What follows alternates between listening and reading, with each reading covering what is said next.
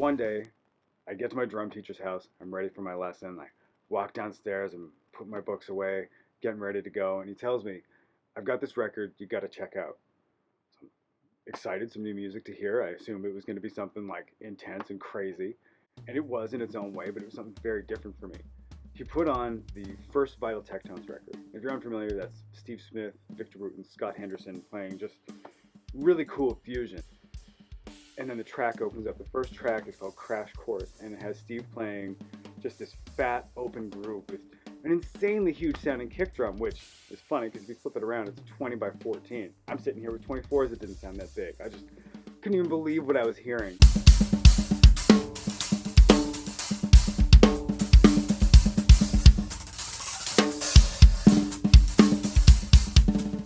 I not only found what I figured drums were supposed to sound like, but this whole new realm of what was possible on the instrument opened to me that day.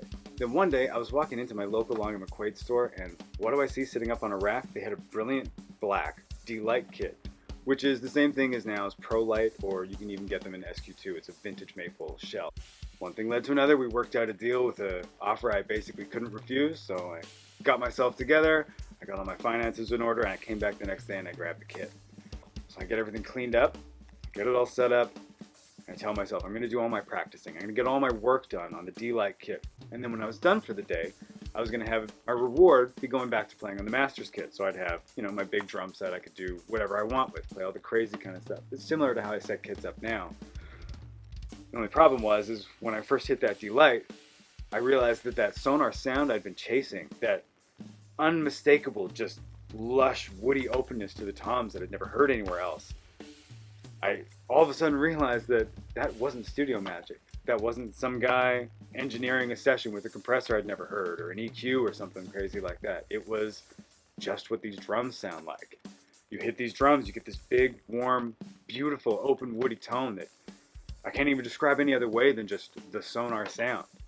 After I was done practicing for that day, I literally stacked every single drum that I had that wasn't SONOR and sold it. I replaced it all, and to this day, haven't had a single drum that isn't SONOR since.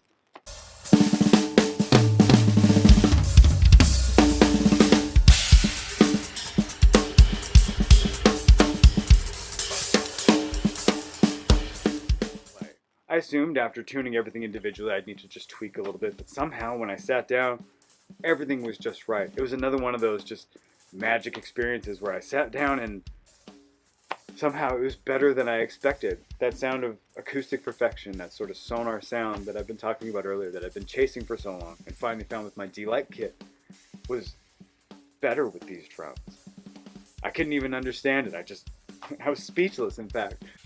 I think the next thing that I did was text my buddy, who's a tattoo artist, and decide, okay, you know what, this is just an obsession at this point. And I got the logo, the same size as the badges on the SQ2 kit, tattooed on the back of my neck.